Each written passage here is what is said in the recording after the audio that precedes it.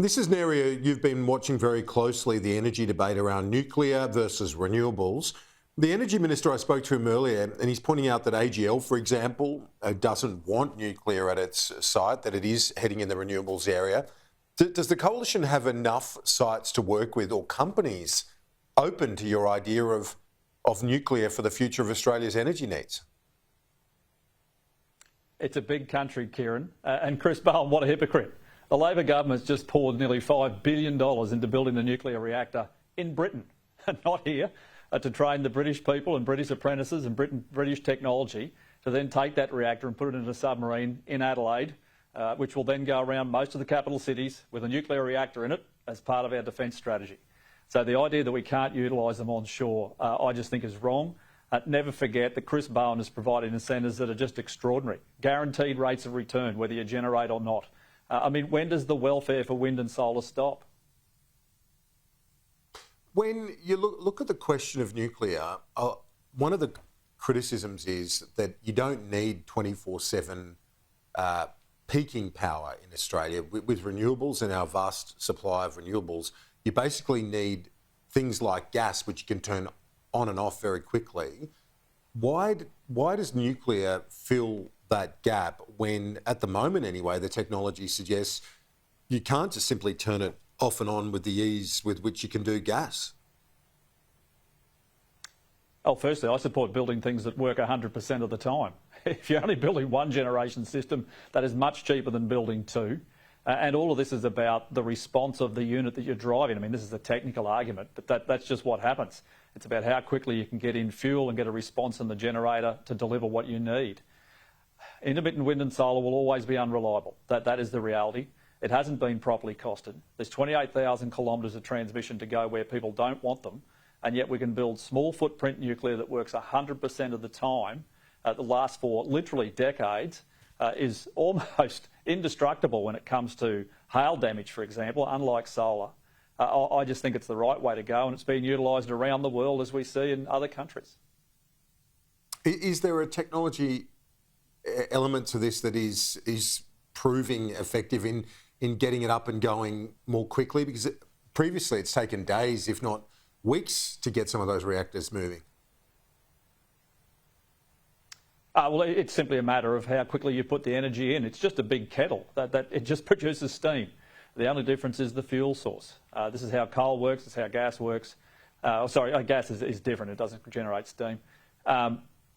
But these are pretty fundamental elements. It works everywhere else. I mean, South Korea's just built 4 units for around $22 billion US. That's over 5 gigawatts. That sounds like pretty good technology to me with a small footprint.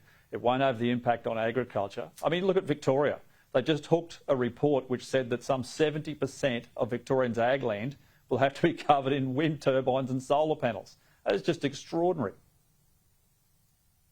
The government's welcomed the uptake in EVs. 2/3 of the electric vehicles on Australia's roads have been bought since the last election. More super fast power charging units right around the country. They're going to double that network over the next year. Have you seen an uptake in your area?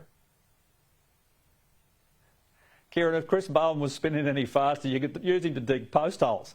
At least he'd be useful then. This is just, it's not reality. I mean, my local area has about 70,000 vehicles registered. The uptake on EVs is 63. And the reason for that is it just doesn't work for the people that live here. If you want to buy one and it works for you, knock yourself out. But we're hearing reports now that they're virtually valueless when you go to trade them in, because the dealers would likely have to change out the entire battery system because they don't know what's happened to it over its operational life. So it could be dangerous. They just don't know. And I know we're hearing from Toyota, and Chris Bowen's using that for spin. But the Toyota manager still said there's an enormous amount of work to do. It'll be extremely difficult. Even AEMO says that Labor's plans will require an increase of some 60% for peak demand. That's a 60% increase in generation, transmission and distribution. Can you imagine the cost? And why does no one consider the cost anymore?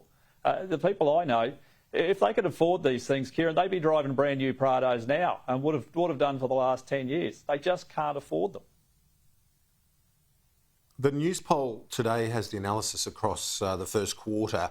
It shows some improvements for the Coalition in the West and among younger voters, There is a view, though, being expressed that the coalition should be doing better given the various challenges that the government has faced. What does the coalition need to do to be competitive? Well, Labor was basically at high tide in every state apart from Queensland at the last campaign. And don't forget, New South Wales and Victoria are both going through boundary redistributions and they'll lose a seat each. So depending on which side of the ledger they go on and depending on the impact on the marginal seats that either we hold or Labor holds, that will have a very, very big impact. But for us, we need to be in the field on policies. We need to continue to demonstrate why you are better under the coalition. And I think all of your viewers, Kieran, if they think back to when we were in government, whether they are in better condition now in terms of the economy, their jobs, what their money and their dollars are worth, I think every single one of them will agree. They are actually poorer now. Life costs more, cost of living is up, rent is up, they can't buy a house. It is very, very different under a Labor government. Keith Pitt, member for Hinkler, great to chat. Appreciate it this Easter Monday. Happy Easter to you. See you soon. Great to be with you. Blessings to you.